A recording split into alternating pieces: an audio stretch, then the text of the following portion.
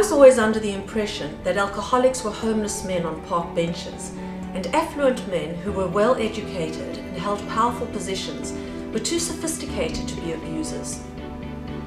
It was only after my second husband had me up against the wall with his hands around my throat, my mouth filled with blood because he had bit my lips, and was about to put a cigar out on my cheek, that I finally accepted I was an abused woman. Up until then, I lived in complete denial because I arrogantly believed that only uneducated and poverty-stricken women were abused. My denial was also directed at my husband, where for years I blamed the substances for his abuse. So it wasn't really his fault. He didn't know what he was doing. He was so profuse with his apologies afterwards, of course I forgave him. But then the abuse took place when he was stone cold sober, and I was forced to accept that the only similarity abuse has to addiction is that it also gets progressively worse. Once I finally accepted that I was an abused woman, I also understood that only women who have really low self-esteem and don't love themselves are at risk of being abused. I wanted to do whatever I could to rebuild my self-esteem and place a value on myself. I needed to make myself my project and realize my own potential instead of a man's. I made a list of things that made me feel good, and before, when I would think, oh, why bother because it was only for me, I did all of them. I kept reminding myself of the lengths I would go to for a man and went beyond that for myself.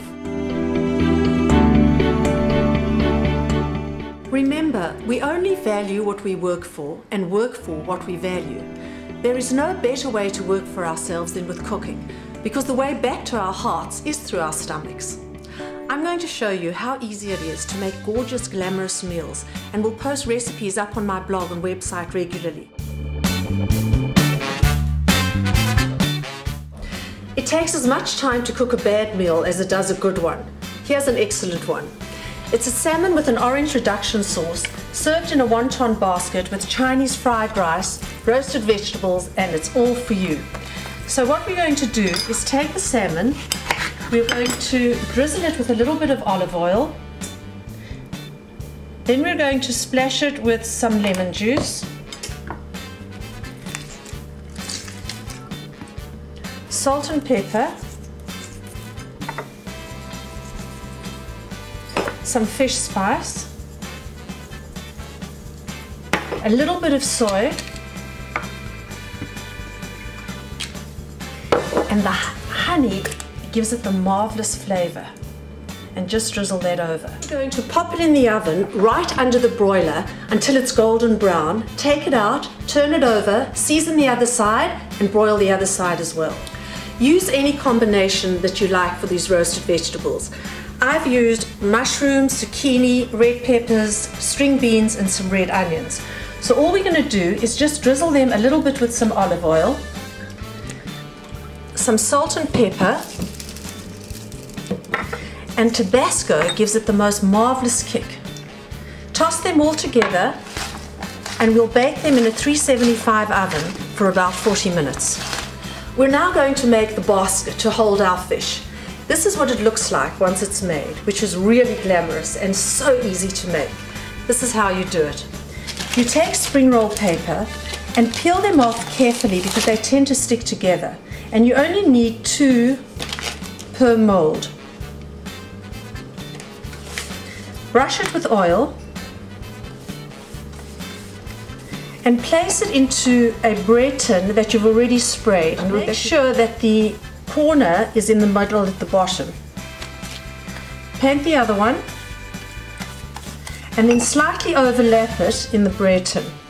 And don't worry about the edges being scraggly, because the more rustic it looks, the better.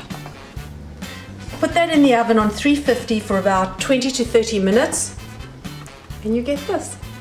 To make the orange reduction sauce, we're going to put in 1/4 cup of sugar, 2 tablespoons of water, and just allow that to sit on the stove on high heat until it caramelizes. Take it off the heat as soon as it's caramelized. Add some cherry vinegar. Place it back on the stove together with the shallots, orange juice, and allow that to simmer for about 10 or 20 minutes until it's reduced. Add a cup of stock and some orange zest, and then leave it to reduce again.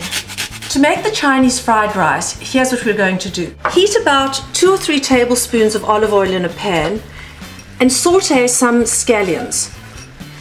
And just when they start to wilt, we're going to add the rest of the ingredients. So here we're going to throw in our beaten egg, and just when it begins to settle at the bottom of the pan, we're going to add our rice,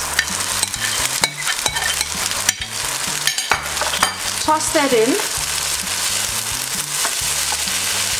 so that the egg folds evenly throughout the rice. Season it with salt and pepper.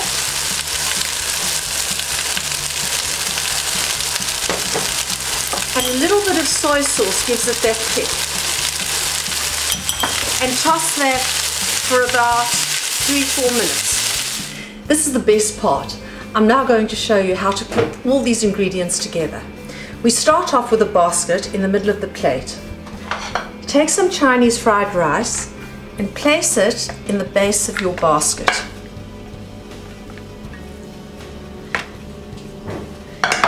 Take your piece of fish, put that on the top. Take an assortment of the vegetables and just scatter them around. The more untidy, the more glamorous it looks. The orange reduction sauce, drizzle that over the fish, and if you like, you can drizzle a little bit around the vegetables. Take some chives and garnish the top with it. And now you're going to set the table beautifully just for yourself. We are what we eat. Drive-through, drive-by, take-out, fast foods, instant dinners, no more. There's nothing cheap, quick or convenient about us. Until we make a commitment to value ourselves, why on earth should anyone else? And the best way I learned how was to get in the kitchen where each ingredient reminded me how valuable I was. Think of the amount of effort you would go to for a man. Now give all that energy to yourself. And who better to appreciate your efforts than you?